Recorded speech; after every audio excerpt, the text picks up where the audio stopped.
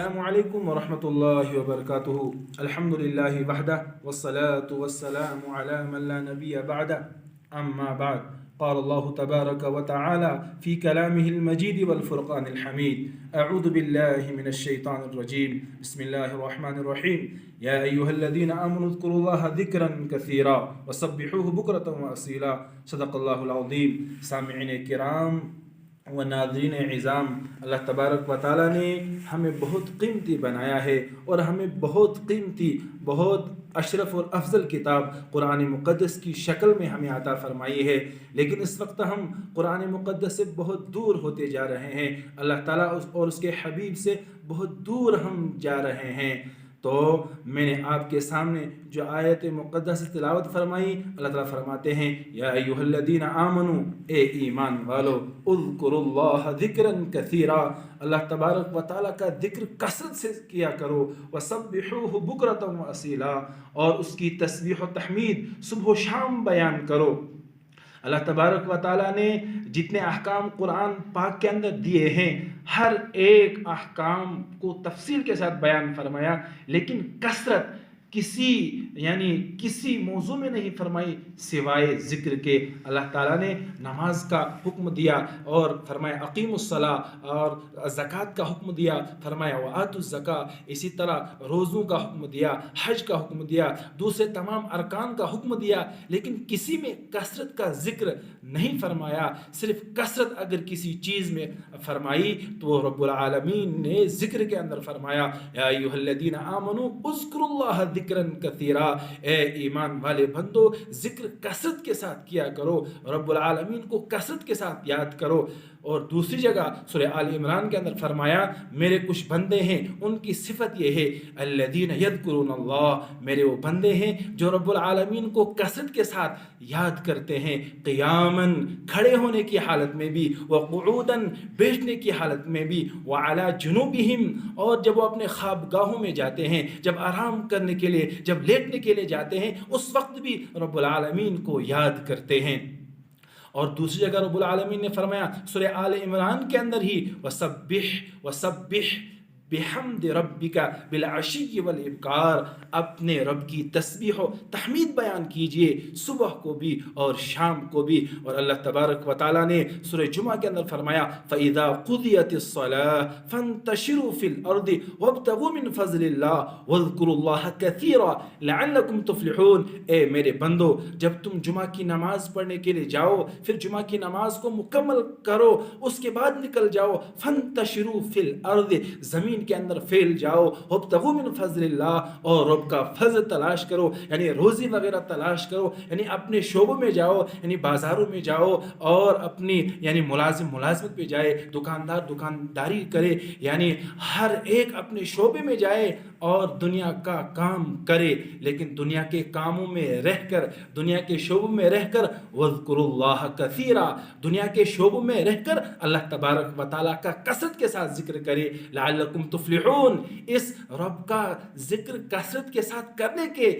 وجہ سے اللہ تعالیٰ اسے کامیاب فرمائیں گے۔ اور اللہ تعالیٰ فرماتے ہیں،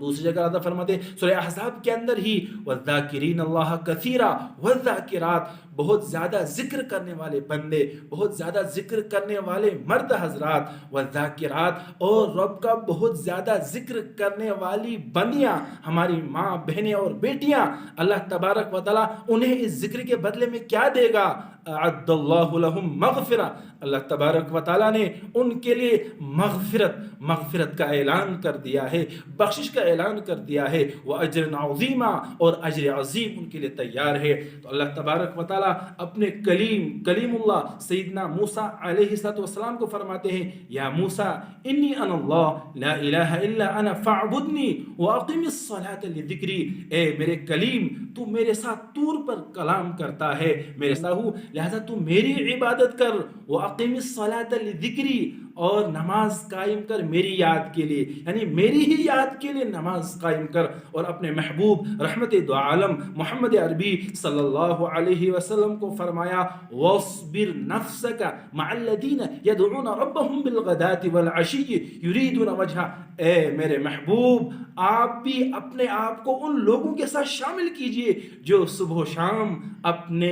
رب کا ذکر کرتے ہیں، اپنے رب کو یاد کرتے ہیں۔ اور رب نے فرمایا اے میرے بندو اگر تم مجھے یاد کرو گے میں تمہیں یاد کروں گا، فَاذْكُرُونِي أَذْكُرُكُمْ، تم میرا ذکر کرو میں تمہارا ذکر کروں گا۔ سبحان اللہ، جس کا ذکر رب کرے، جس کو یاد رب کرے، اس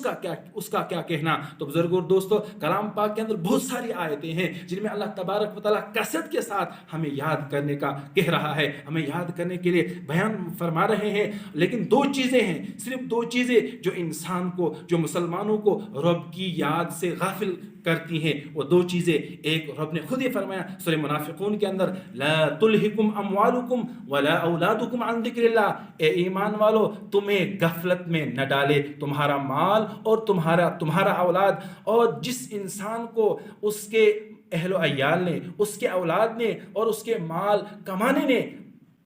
کمانے نے اللہ تعالیٰ سے دور کیا، وَمَنْ يَفْعَلْ ذَلِكَ فَأُولَٰئِكَ هُمُ الْخَاسِرُونَ، تو ایسے لوگ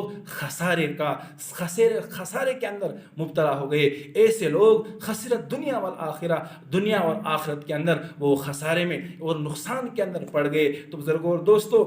یہ ذکر یہ اتنا آسان لفظ ہے، یعنی ذکر ہم ہر جگہ کر سکتے ہیں، مسجد میں بھی، باہر میں بھی، گلیوں میں بھی، کوچوں میں، بازاروں میں، چلتے پھرتے بھی، اپنا کام کاج کرتے بھی ہم ذکر کر سکتے ہیں۔ تو یعنی آسان ذکر، یعنی جس کو ہم سمجھتے کچھ بھی نہیں ہے، حالانکہ بہت ان کی بہت عظمت ہے، جیسے سبحان اللہ، الحمدللہ، لا الہ الا اللہ، اللہ اکبر۔ پیارے آقا نے فرمایا 100 مرتبہ جس نے سبحان اللہ کہا تو 100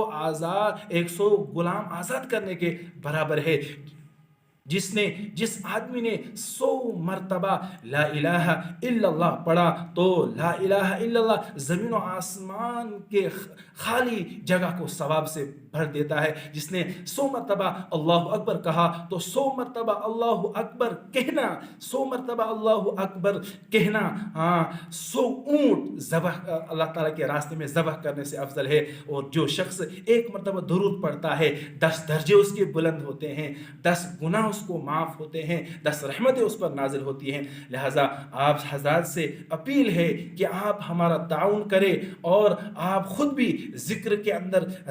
اندر مشغول ہو جائیں، رب کا ذکر کریں، اور ہمیں بھی اللہ تبارک و تعالیٰ اپنا ذکر خوب کرنے کی توفیق عطا فرمائے۔ اور آپ حضرات سے گزارش ہے کہ آپ ہمارا تعاون کریں اور اس چینل کے وساطت سے آپ ہمارے ساتھ جڑتے رہیے، اور یہ ہمارا پروگرام دوسرے لوگوں تک بھی بھرپور پہنچانے کی کوشش کریں۔ وما علینا الا البلاغ۔